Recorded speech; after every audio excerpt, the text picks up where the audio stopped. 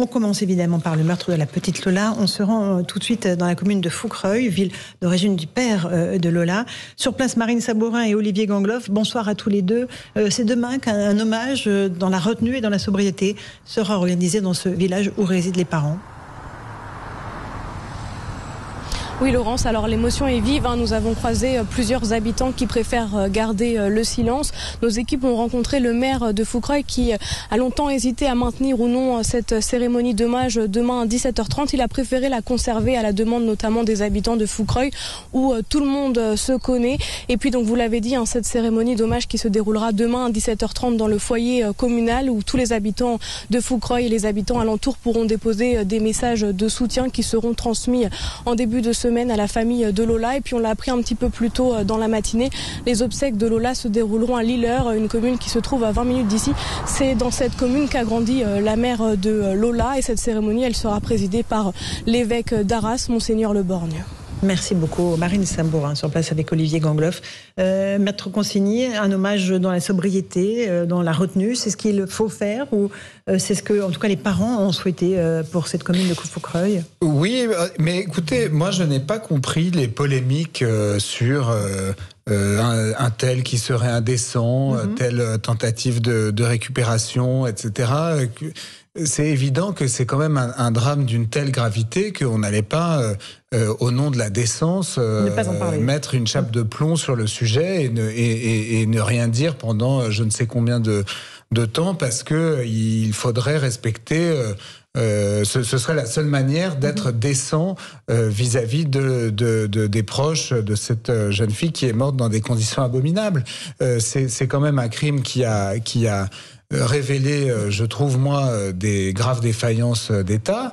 Et donc, même si je suis pas dupe des tentatives de récupération politique qui ont eu lieu, notamment, j'ai l'impression, de la part du parti d'Éric Zemmour, Reconquête, les responsables politiques, à mon sens, ne sont pas indécents et ne sortent pas de leur rôle quand ils pointent, quand ils stigmatisent certaines défaillances de l'État. On sait que les obligations de quitter le territoire ne sont pas exécutées pour leur grande majorité, c'est quand même un sujet d'intérêt national. On sait que, oui, parfois, malheureusement, trop d'immigration peut apporter un peu de délinquance et de criminalité. C'est malheureusement maintenant quand même quelque chose qui est assez largement constaté.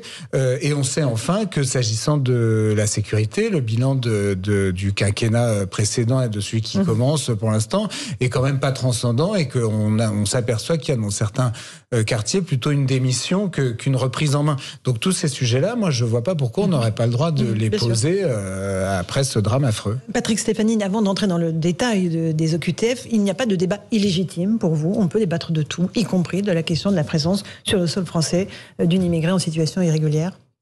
Oui, je crois. Je partage l'opinion qui vient d'être émise. Je pense que les hommes politiques n'ont pas à se censurer, enfin les responsables politiques n'ont pas à se censurer et qui peuvent parler de tous les sujets. Alors après, c'est un drame sans précédent qui émeut beaucoup, avec des dimensions qui échappent encore à notre compréhension et à notre intelligence.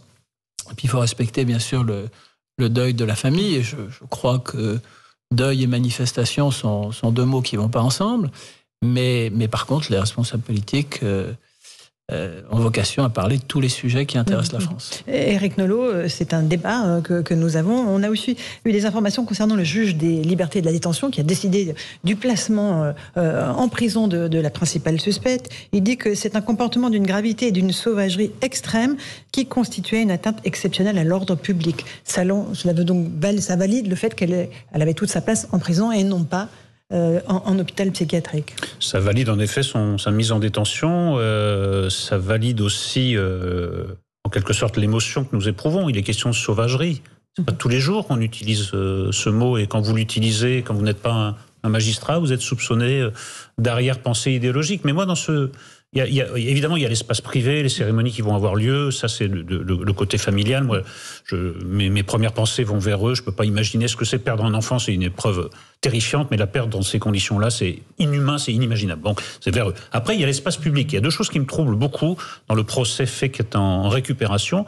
C'est d'abord parce qu'il est mené par des professionnels qui sont eux-mêmes des professionnels de la récupération, qui en ont fait un fonds de commerce, notamment dans l'affaire Adama Traoré, et puis qui vous explique quelle affaire peut être médiatisée, puis quelle autre affaire n'a pas le droit d'être médiatisée. Et ce qui me trouble encore plus, c'est que dès les questions à l'Assemblée nationale, il a été répondu, il n'y a rien à dire, il n'y a rien à voir, il n'y a rien à faire. Même à l'Assemblée nationale, toute question était perçue comme une agression, comme une tentative de récupération.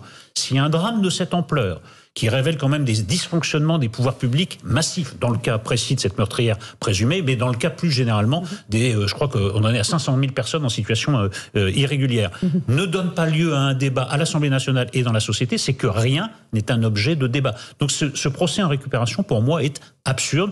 Les partis politiques sont dans leur rôle, nous sommes, nous les médias, dans notre rôle de relayer cette émotion, de lui donner une forme médiatique, c'est-à-dire que c'est pas seulement mon Dieu comme c'est horrible, on essaie de voir ce qu'il y avait avant, ce qu'il y avait après, de mettre ça en perspective, mais il me semble que pour l'instant tout le monde est dans son rôle, sauf ceux qui veulent poursuivre dans cette politique du déni. Jean-Sébastien Ferjou d'Atlantico. Je crois, comme le disait Patrick Stefanini, qu'aucun débat ne doit être interdit dans une démocratie. La liberté d'expression des responsables politiques doit être absolument respectée. Après, on peut s'interroger sur la forme, malgré tout. Peut-être que mettre en cause la responsabilité personnelle de la Première ministre dans la mort de cette petite fille...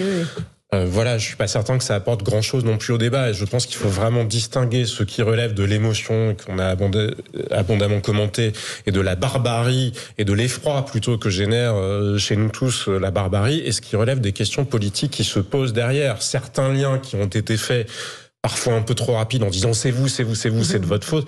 Non, je suis pas certain que ce soit très utile, parce que de toute façon, que voulez-vous que répondent les gens qui sont confrontés à cette accusation-là? Ils vont pas dire je fais comme Distrust, je démissionne et puis je me rends compte que j'étais dans l'erreur.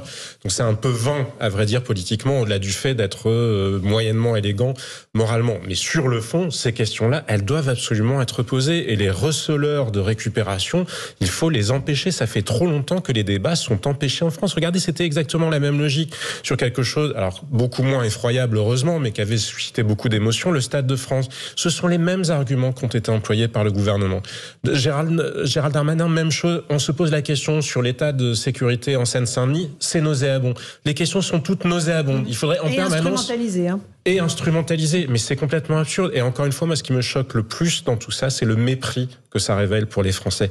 Comme si les Français, parce qu'ils avaient sous les yeux des faits divers effroyables, allaient eux-mêmes se lancer dans la vengeance, qu'ils allaient eux-mêmes vouloir se jeter sur leurs voisins au motif qu'ils seraient de la même origine que X ou X criminels. C'est faux. Les attentats que nous avons vécus, comme la délinquance ou les crimes que nous vivons depuis des années, n'ont pas mené à de déferlements de violence de la part des Français en rétorsion. Il y a une grande résilience dans ce pays. Arrêtons d'insulter les citoyens français en faisant comme s'ils étaient des brutes avinés. Une toute petite pause. On se retrouve dans un instant. Je vous passerai la parole, Patrick Stefanini. On se posera la question de la refonte de ce système qui nous permet de réguler ou pas les flux d'immigration dans notre pays. À tout de suite dans Punchline sur CNews et sur Europe 1. Europe 1. 18h, 19h. Punchline. Laurence Ferrari.